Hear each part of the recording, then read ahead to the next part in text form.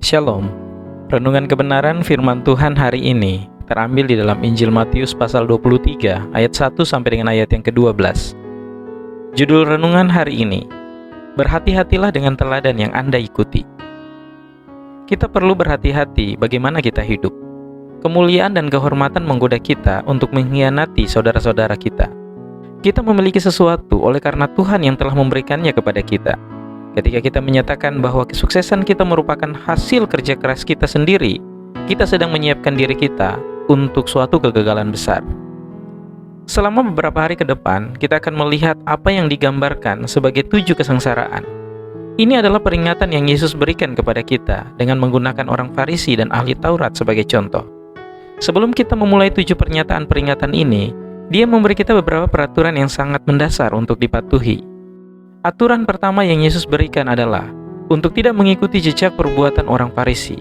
Namun, Dia menyuruh kita untuk mendengarkan apa yang mereka katakan.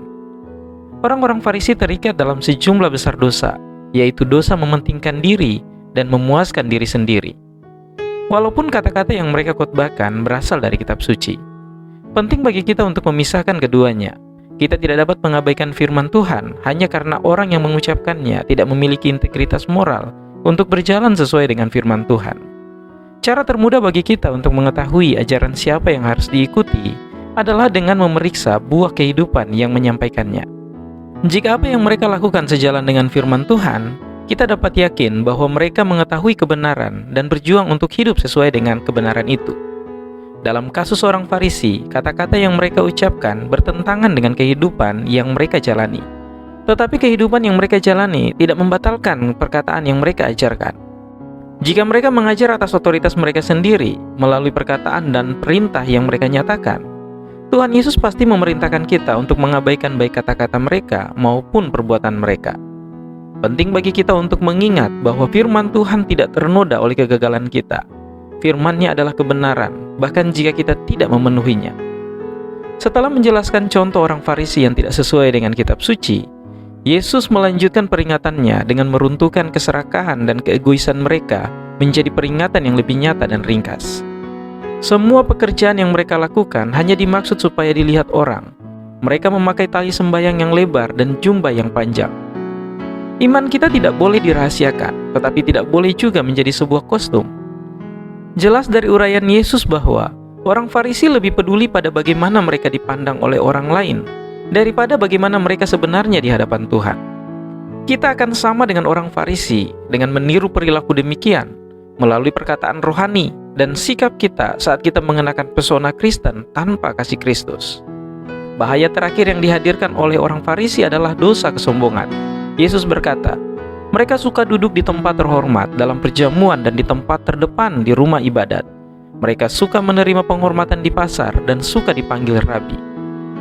Iman kita tidak boleh untuk memuliakan diri sendiri. Kita tidak dapat menyelamatkan jiwa manusia. Kita tidak dapat menyediakan apa yang mereka butuhkan.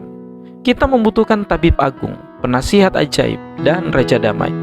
Seperti yang dikatakan Matius 6 ayat 2-3 kepada kita. Jadi apabila engkau memberi sedekah, janganlah engkau mencanangkan hal itu seperti yang dilakukan orang munafik di rumah-rumah ibadat dan di lorong-lorong, supaya mereka dipuji orang. Aku berkata kepadamu, sesungguhnya mereka sudah mendapat upahnya. Tetapi jika engkau memberi sedekah, janganlah diketahui tangan kirimu apa yang diperbuat tangan kananmu. Sebaliknya mari kita ikuti Matius 6 ayat 19-20 yang mengatakan, janganlah kamu mengumpulkan harta di bumi ngengat dan karat merusakkannya, dan pencuri membongkar serta mencurinya. Tetapi kumpulkanlah bagimu harta di sorga. Di sorga ngengat dan karat tidak merusakkannya, dan pencuri tidak membongkar serta mencurinya. Lakukanlah apa yang akan Anda lakukan untuk kemuliaan Tuhan, bukan kemuliaan Anda sendiri. Layani Tuhan dengan hidup Anda, integritas, kasih, dan perbuatan baik Anda. Disinilah kegagalan orang Farisi melakukannya. Jangan sampai kita jatuh dalam lubang yang sama dengan orang Farisi. Kiranya Tuhan Yesus memberkati kita semua.